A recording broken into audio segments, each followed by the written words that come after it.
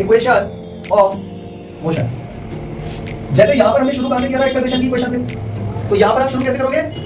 Velocity वाली equation से। Velocity का फॉर्मूला होता है ds बाय dt। अरे भाई आया rate of change of displacement, तो बच्चों dt का मल्टीप्लाई v से करो, तो v * dt is equal to ds। आया ना बच्चों, v का इंटीग्रेशन dt के रिस्पेक्ट में हो जाएगा? नहीं हो पाएगा। जैसे मान लो आप x का इंटीग्रेशन कर रहे हो तो ds के रिस्पेक्ट में करोगे ना।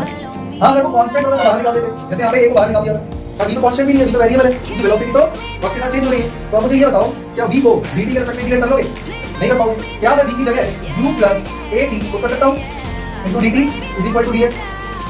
अब कुछ बच्चे सोच रहे होंगे सर v की जगह u पुट कर दिया, क्योंकि वो मैं ऑलरेडी डिराइव कर चुका हूं, प्रूव कर चुका हूं, तो मैं उसका यूज कर सकता हूं। तो यहां पर आ गया u + at। अब बच्चों u का मल्टीप्लाई dt से होगा और at का मल्टीप्लाई dt से होगा इज इक्वल टू ds। हां या ना? और इंटीग्रेट कर दो both side, integrate both sides. अगर इंटीग्रेशन u * dt का होगा तो u कांस्टेंट बाहर आ जाएगा। बच्चों ये बात समझ में आ रही है? u * dt इंटीग्रेशन करते ही मैंने u को बाहर क्यों कर दिया? क्योंकि u कांस्टेंट है। u का मतलब होता है इनिशियल वेलोसिटी, और अगर मुझे ऑब्जेक्ट की गाड़ी की इनिशियल वेलोसिटी दी हुई है तो क्या वो चेंज हो सकती है? वो तो फिक्स हो गई ना इनिशियल वेलोसिटी, तो वो बाहर हो गया।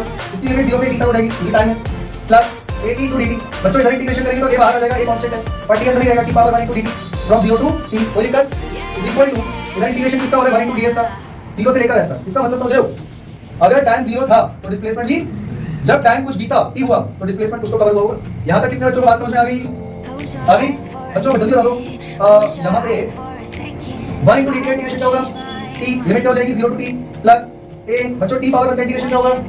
t² / 2। x पावर n का इंटीग्रेशन क्या होता है? x पावर जो भी है +1 अपॉन, सही है? तो ये t पावर 1 हो गया +1, और यहां पर क्या लिमिट करोगे? 0 to t is equal to 1 * ds का s हो जाएगा 0 टू s। अब आपको सिर्फ upper limit minus lower limit करनी है। बच्चों s वाले पार्ट को इधर लिख दूं और ये वाला उधर लिख देता हूं, कोई फर्क नहीं पड़ता। अपर लिमिट हो गई s, लोअर लिमिट हो गई 0। समझ में आ रहा है? तो सीधा ऐसे लिख दूं। भाई ये बात समझ में आ गई? अपर लिमिट s पुट करोगे ऐसे रहेगा, माइनस लोअर लिमिट 0, s - 0 ऐसे होता है, इज इक्वल टू, यहां पे चेक करो, u upper limit minus lower limit plus a upper limit minus lower limit. अब जरा चेक करो, s इज इक्वल टू आ गया ut प्लस हाफ at², क्योंकि ये तो खत्म हो गया, a का मल्टीप्लाई t² / 2 से करोगे तो 1/2 और at² हो जाएगा। अगर कोई t से नजर आ रहा हो